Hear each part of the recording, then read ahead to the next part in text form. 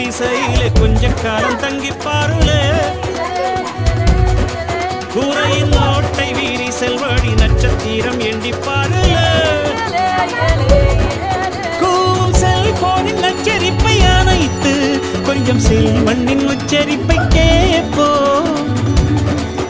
வெறும் காலில் செருப்பின்று நடந்து மண்ணோடு பேசிக்கொண்டு போவோம் மழலைகளாவோ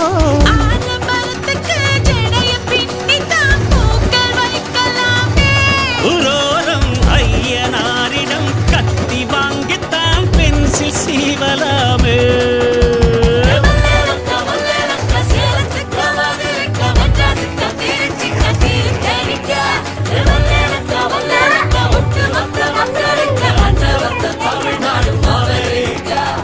காவிரி யாரும் கை குத்தல் அரிசியும் மறந்து போ